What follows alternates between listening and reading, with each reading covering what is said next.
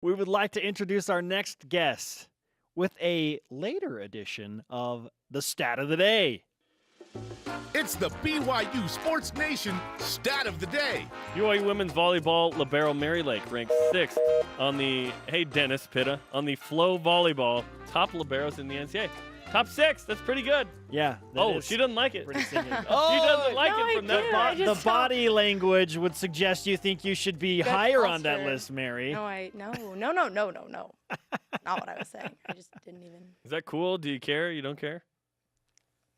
You know, it's just a poll, and they're sometimes right and they're sometimes not. So I don't really. It's a very pay political attention to answer. them. It's a very Was that a good answer? Yes. That was a good answer. I didn't pay attention. What'd you say, 6? Okay, yeah.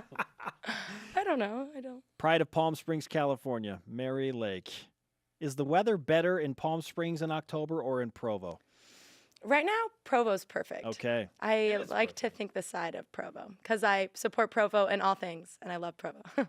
Okay, this morning I tweeted, coming up on BYU Sports Nation, I said, my BFF, Dennis Pitta, to which you responded, quote, why am I not under this BFF category with 5 question marks and an exclamation point? You know that we're BFFs and that Dennis needed that. You realize that, right? Like I just wanted you to see the confusion with all the question marks. Yes.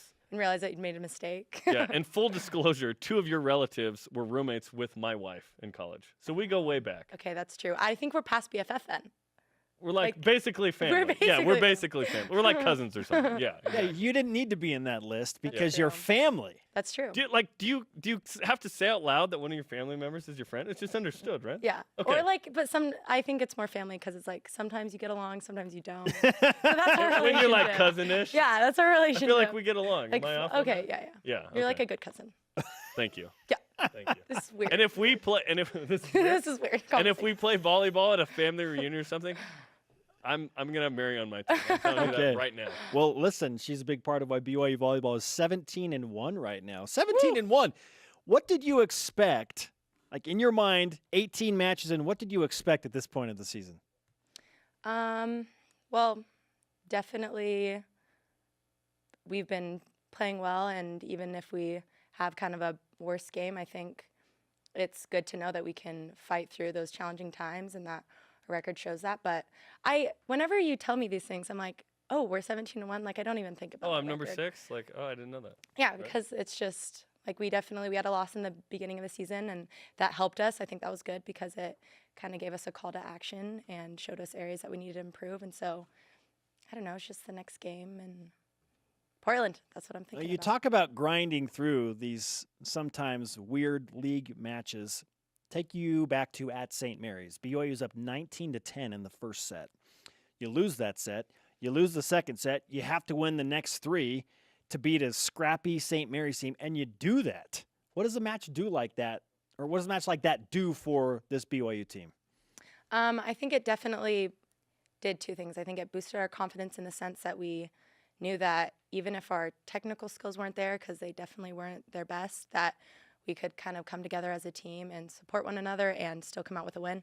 But I think it also showed us that we can't let a team take 2 in the beginning and just expect to win the next 3. We need to take care of business, especially if we're up 19-10. And I think St. Mary's started playing better in those beginning sets, and we weren't really ready for that. So everything's learning experience. So I think we learned a lot about what we need to do. You got the target on your back.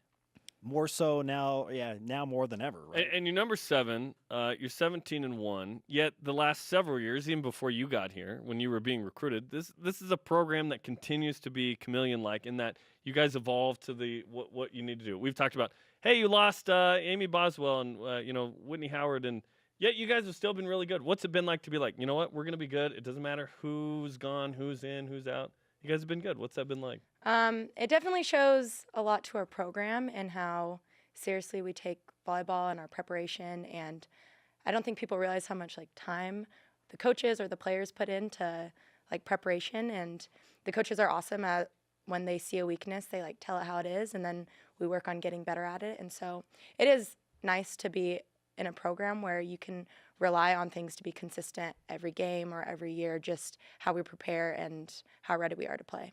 Let me share a story. So I went to the match at San Francisco. My family, we were there. Boom, BYU's there. We go to the San Francisco match. After the match, what were you holding, Mary?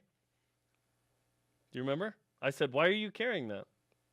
You don't remember? Oh, water bottle. She was holding water bottles. I said, you're the starting libero. Why does the freshman hold this? Do you remember what you told me? You don't remember anything about this? No, I You said, no, that's not how it is on our team. Our culture is good, right? That told me a lot about BYU volleyball, that the starting libero still would hold the water bottles. It could have been the third string libero. Instead, the starting libero was holding it. I think that says a lot about what you're saying, which is, you know what, we're all in. We're all a team. There's no caste system with this group and whatnot. And now you play Portland tonight. Who's better than they have been?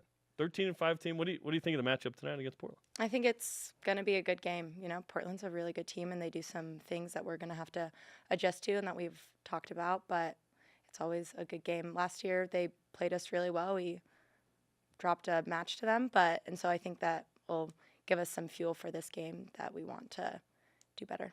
Okay, so emphasis on getting to win number 18 tonight. You wear number 18. Why number 18, Mary?